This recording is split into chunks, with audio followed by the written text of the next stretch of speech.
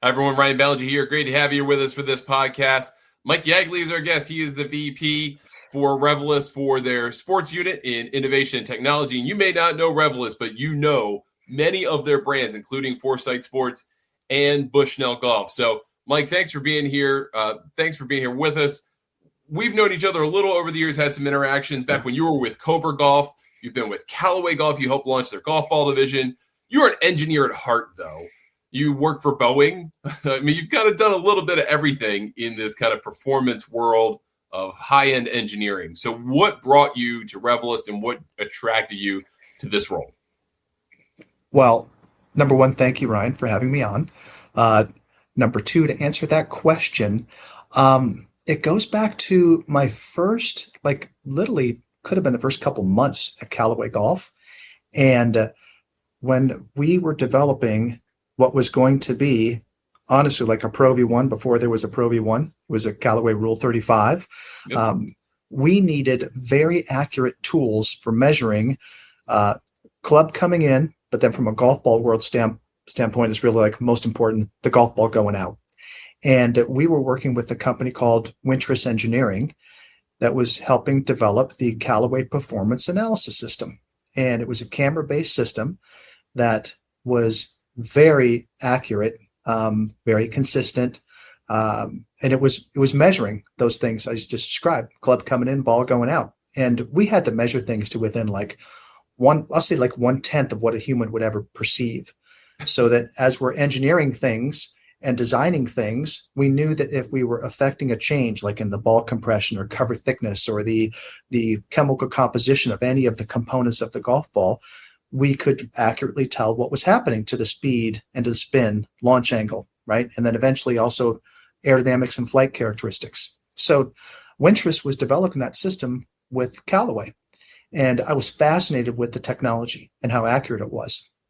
And over the years, Wintris, which was then became part of Foresight Sports. And at that point, they had developed a launch measurement system for Nike. Couple of them, they decided, hey, we can sell these things, and therein grew the Foresight brand.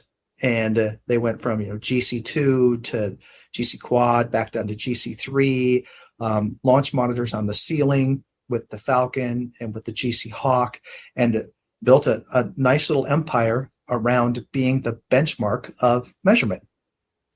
Like I said, club coming in, ball going out, and so used by all major OEMs. Fitting, science, research, all of the governing bodies. If you go to any sort of a fitting studio or a retail environment with fitting bays in them, you're going to see Foresight products all over the place. And fast forward now, literally almost 20 years, an opportunity came up to join the team where I dreamt of it years ago because I knew how important measurement systems were. And I had to take the chance. I as much as it hurt to leave Cobra, because I really love that company and the brand and the people and what we're doing, and we're doing some exciting things. The opportunity to go into a space that I knew had massive opportunities in terms of taking measurements and turning it into entertainment, turning it into playing the game better, turning it into getting fit better. I knew it was a huge opportunity. I just couldn't pass up. And then throw in the bonus package of Bushnell Golf being there also.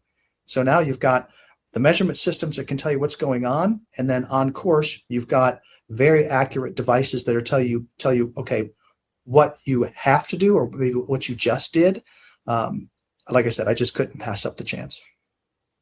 As you probably correctly predicted when you first saw these systems a long time ago, the proliferation of launch monitors has gone through waves, right?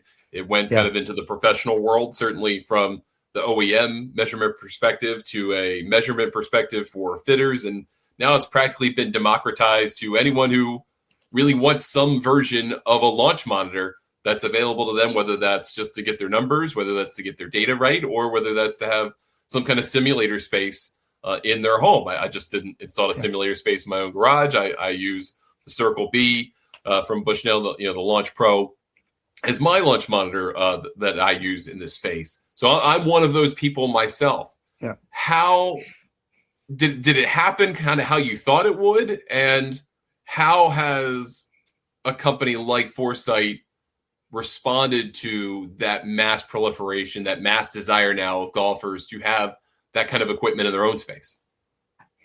So the first part, like, happened like I thought it would. It's bigger than I thought it was going to be. I knew that it was important. Heck, when I was at Boeing, I developed something that looked a lot like Top Golf in terms of gaming and having fun, but there was no technology to support that. So I had a dream of what you could do if you wanted to measure things, like if you wanted to play a ladder drill, if you wanted to like play a trajectory game, if you wanted to play a game where you're hitting targets. Like, I dreamt of this literally like almost 30 years ago. Um, it's way bigger than I thought it was going to be. I thought it would be like at ranges, okay? Maybe at this like very specialized golf facilities. To think that it has gotten to the point where literally tens, shoot, Ryan, it's hundreds of thousands of people buy either launch monitors, or we have found that like the most searched terms for our devices is actually golf simulator, right? I think a lot of people just look at the device on the ground and go, that's a golf simulator. We'd say, hey, that's a launch monitor. But you know what? If they think it's a golf simulator, it's a golf simulator. If you're gonna simulate golf and play it on your phone or on a tablet or a big screen or a TV screen, right? That's a golf simulator. So it's gotten way bigger than I ever dreamt. So that's why I'm excited to be here, because I know how big it has become and how much bigger it can be. Because you're right, they're everywhere now, and they're very accessible. From a technology standpoint, what had to happen and what is happening to the quality of the components, to the manufacturing, to the software, to evolve to make this kind of mass popularity possible? A lot of it is in the answer that you see, like with televisions and other electronic devices, stereos. I mean, the cost of those components have dropped precipitously over the years, right? Heck, 40 years ago, a computer might have cost $20,000, some weird number, right? And now you can get them for hundreds of dollars. Right. And if you open up an electronic device and you see, man, what is inside these things? Like, here, there's a lot of technology. Here is the main block for our GC3 LP, LPI, so 3 cameras. Very complex boards on the inside of them. I mean, they're literally computers. And as I said just a second ago, the cost of computing has gone down like immensely. And that's driven a lot of it, because as complicated as these devices are, and the firmware that has to go into it, the optics that have to go into it, the cost of these things have just dropped a bunch. And not because of golf's popularity, but for electronics, your phone, your TV, your car. I mean, everything. The whole world has put so much pressure on dropping the cost of technology that we've reaped the benefits from it. And so have golfers. That's probably been the main driver of all of this. Yeah. And if you make enough of these things, then eventually enough people adopt it, then the kind of older technology gets cheaper. And there's also a race to make them better so that you can kind of maintain that price stability that you had previously. So it all kind of works out upstream to the person that wants the state-of-the-art equipment, and downstream to the person who just kind of wants to get their foot in the door. Yes. Yeah. And I can tell you that our engineers, and we've got some just brilliant people, we are constantly looking at, okay, how can we develop a system that gives more? And I'm not going to tell you what the more is, just leave the blank in there. It gives more of blank, right? And then also at the same time, how can we drive cost out? Yeah. Right? How can we drive cost out? I mean, selfishly, some of it is from a business standpoint. We have to maintain some level of profitability, but then also we want to be able to share this technology with more consumers. So it's a twofold benefit that consumers get, right? We're working hard at creating more experiences and making them more cost effective. Right. There's still that $20,000 to $25,000 launch monitor out there in the world, right? That those still certainly exist, and they're not going anywhere either. But now you've opened up that kind of tail end of it, where with the Launch Pro being a $2,400, $2,500 launch monitor, you still get 8 data points. You can get additional ones with a subscription for $200 you can play with sim software and play however you want to play sim golf in whatever space that you want.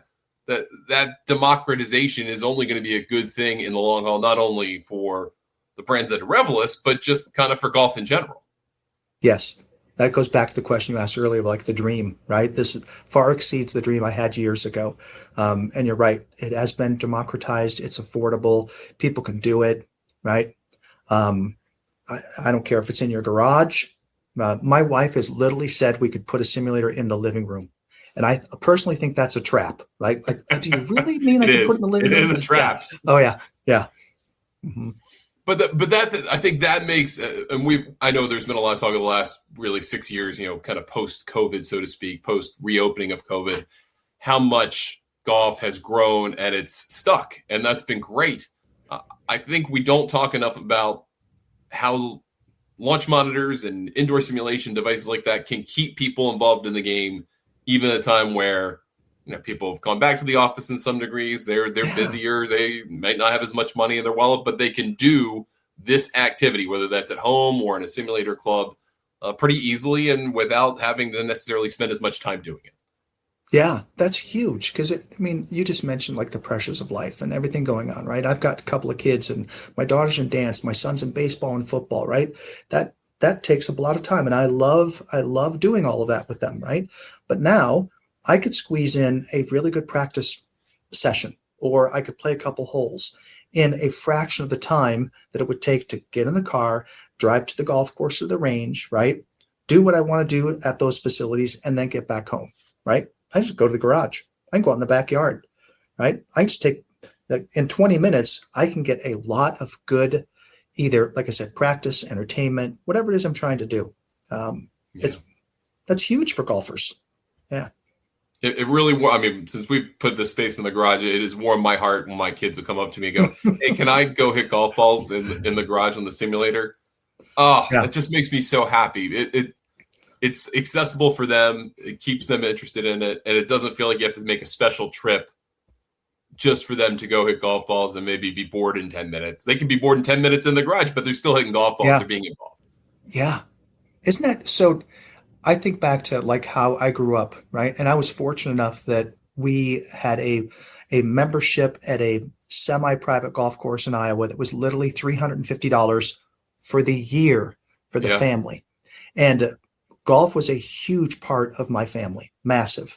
And the memories, as you just described, mine was go to the golf course with mom or dad, hit some balls, play a few holes, get a hamburger, get some French fries, chocolate shake, and then of course I became just like obsessed with golf, and I was at the golf course every day. So 30 years from now, people are going to be saying, yeah, my dad had a simulator down in the garage and we had so much fun. We played Pebble Beach, we played Pinehurst, right? We played games. It was just, my dad and I playing in the basement.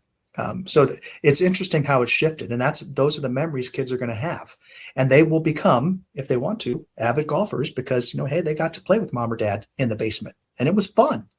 Yeah. I want to kind of shift gears a little bit toward kind of the more technical side of this. You obviously have an incredible background in this stuff. You've been involved in some facet of this for 30-ish years. Mm-hmm. What are the things that fascinate you right now in terms of R&D and growth of what these units are and what they can mean for consumers, and kind of pushing the boundaries of measurement and what information we can get and how accurately we can get it? Oh, that was a great multifaceted compound question, because you're right. There's some of it's technology. Use the word experience in there. I might jump around in this answer, but please do. We'll start with the technology, because it starts with something. You have to measure something, right? And there is I can tell you what we're doing now, but I can't tell you what we're doing like for the future. So my brain's got to really focus right now, which is a pun, because from a measurement standpoint, starting with Foresight and the Bushnell Launch Pro devices, it is all about very accurate measurement and being able to measure, like I said, that club coming in, the ball going out.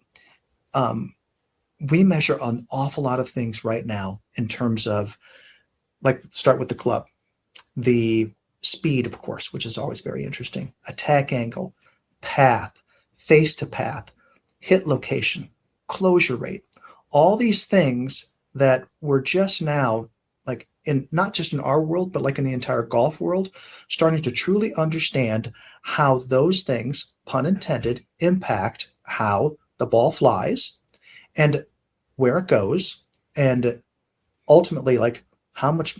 I'll go like, how much fun are you having? Like, did you hit a good shot, right? But did you accomplish what you were trying to do in making that golf ball do what it was supposed to do? All those things are really being unlocked, like right in front of us, between what we're doing with what companies are doing from an experiential standpoint in terms of understanding how the swing affects that club head delivery. We're just scratching the surface. Hell, years ago it was what's your club head speed. Okay. Yep. Now it's like, oh, what was the angle of attack on the 7-iron? That's not steep enough. Okay. We are hitting it in the heel, right? You need to hit it more in the middle. Here's the things you could do to hit it more in the middle, be it switch the club, change your swing, whatever it is. So from an experience, I went from the technology to the experience of people either getting better, playing better, having more fun. We are literally just scratching the surface. Between the device and what the software can deliver, and we're now rolling out new features in our application that have made it to like tour players, better players. They've seen it. They've gone, these are really good, either practice drills or some considered entertainment. People have to try that app. It is really good, and I can tell you right now, it's going to get nothing but better. I've seen some of the things that are being worked on for the very near future.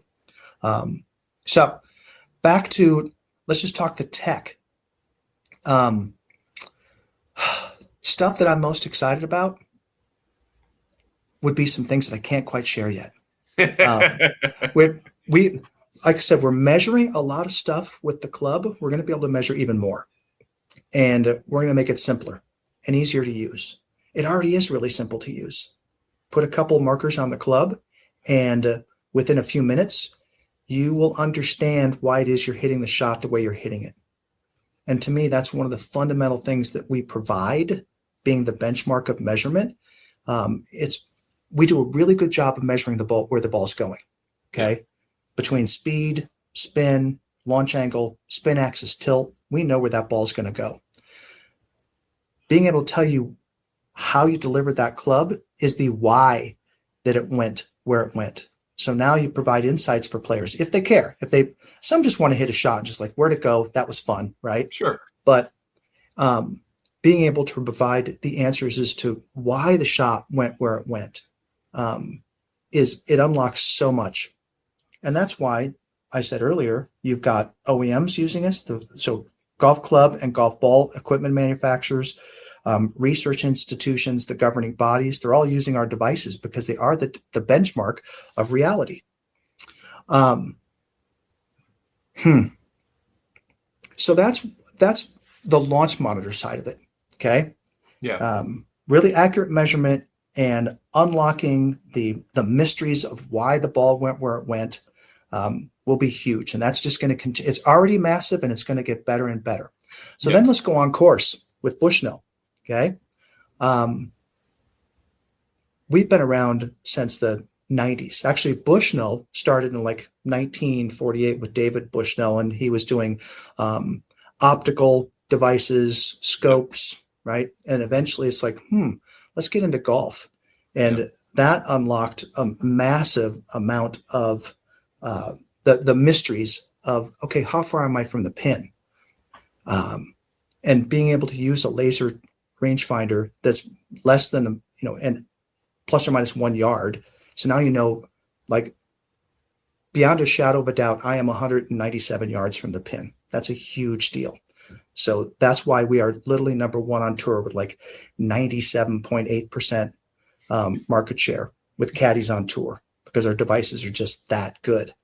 So you start with that from a laser measurement standpoint, and then you can add things to it. We have devices now that have GPS on board the laser rangefinder.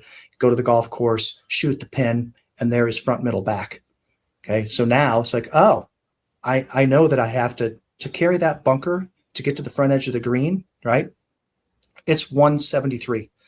Pins at 185, but it's 173 to get over that front edge of that green. Massive game changer in terms of the performance of the device and what the consumer gets from it. And then you go to probably the workhorse for the tour, which is the Pro X3 Plus, and that thing has all sorts of beautiful features put into it. You've got slope, you've got elements, meaning wind, temperature, barometric pressure.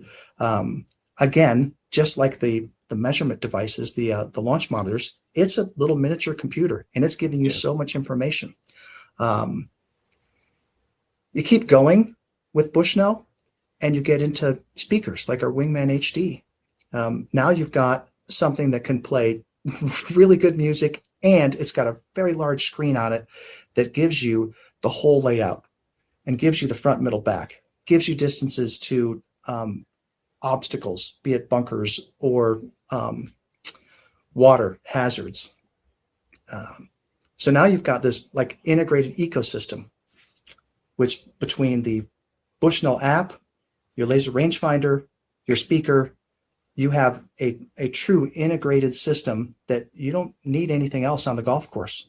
You're entertained, you're informed, and you're tracking. Yeah. So that went on for a long, long time, but you asked like what I'm excited about. And I'm excited to bring what we can bring to the golfer on course with all the Bushnell experiences. And then what we're doing, as we talked about before, around gaming, simulation, fitting, practicing with the Foresight golf, call it an ecosystem or integrated golf system. We've got golfers covered, both on and off the golf course. I mean, as a data geek, as an information geek, my golf experience has greatly been improved by the proliferation of good information, whether that's a GPS product. I'm a laser guy, but whether that's accurate laser data, and then being able to take what I am learning about myself as a golfer when I deliver the club to the ball from a launch monitor, from a simulation experience, and then taking that back and forth, right? I can manipulate my golf swing. I can learn things about it. I can see with what I'm doing might be working or not working or kind of working. And that seems to be kind of the marriage that you have under kind of the Revelyst brand, the umbrella of that of, all right, here's how Foresight and Bushnell do work together. And then obviously now have kind of co-branded products that work under the same banner as well. Yeah. And what you just said is so massive. You've seen it. I've seen it. We've all seen it. Golf can be so counterintuitive. It's like, take fixing a slice. Okay. The face is open to path. You're going to put a massive spin axis tilt on it, and the ball's just going to fly to the right if you're right-handed. Okay. Most golfers will aim farther to the left and open the face even more. Right. That's how counterintuitive golf is. Within minutes with the device, and I go get a good coach if you just don't quite understand what the data really means, but we can help you with that. Within minutes, you can understand why the ball is doing what it's doing. And you can affect change so much faster. I mean, being an engineer, and actually I'd say it to anybody, if you don't measure it, you have no idea what the heck's really going on, right? So measure it, understand it, affect the change, go have more fun. It's massive.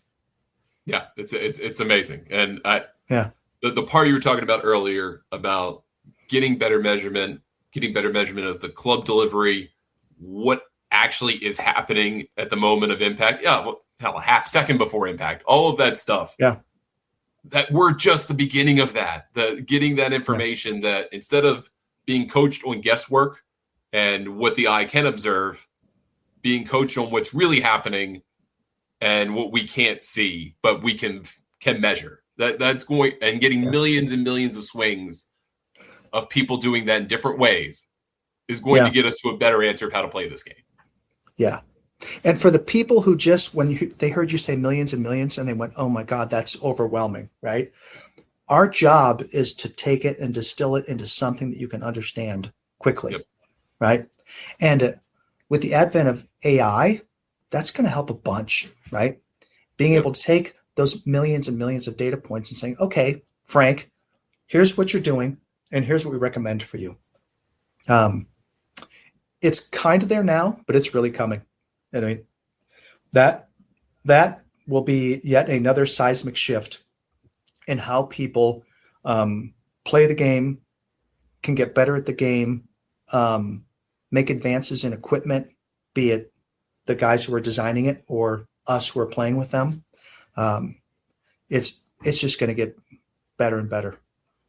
Yeah, just the ability to go through so much data and make sense of it quickly, instead of kind of looking at spreadsheets and hoping you can write some decent prompt to figure it out in SAS, something like that. That has me super excited for the future, but that requires having high-end, high-quality equipment to measure it all and make sense of it. Yes, because you can chase your tail. If you're using a device that's not like truly measuring something, and there are devices out there, it will look at what the ball is doing and just like make an estimate of what the club had to be doing in order to make the ball do that, right? You could start chasing your tail because where the ball went is going to be, of course, highly dependent on the big ones: speed, pack, attack, path, all of that, right? But if you can't measure hit location, all that could be like completely wiped out by, the device thought you hit it in the center, and here's what the path, attack, and face angle had to be. But the reality was you hit it on the toe, right? Mm-hmm. So now all the assumptions that went into saying what the path, attack, and face angle were are wrong. Okay? Yeah, if you really want to know, you got to measure it. You have to see it and measure it. And that's Mike, thanks so much for taking the time to talk with me today. I'm really excited about this. I wish we could have a NDA discussion where we could talk about the future, but that's the exciting part for you and for us to find out. Where do you want people to go to find more information about anything Foresight or anything Bushnell, whether that's website, social, you name it? Yeah. So foresightsports.com, bushnellgolf.com, right? And you can find us on Instagram. And, I would say there's a lot of retailers out there right now that, of course, have our Bushnell products.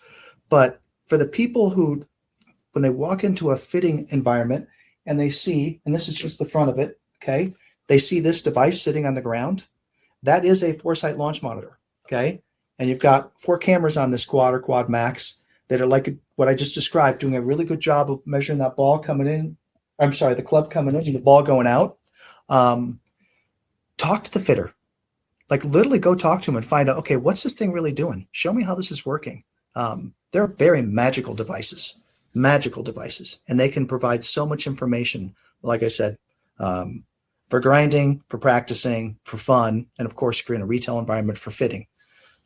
And we do make very affordable launch monitors now, because if you look at the price of playing golf is not cheap, right? But if you bought a Bushnell Launch Pro and set up a simulator in your home, you could play the equivalent of numerous rounds of golf for the cost of what that device is and what that system is. So, find us online, find us on social. Well, you put it so well. If you're in good hands, if you've got a Foresight sports launch monitor, wherever you are, wherever you're playing golf, wherever you're experiencing golf. And Mike, it's great to talk to you again. Great to have you here, and looking forward to talking again in the future. Thanks, Ryan. You take care.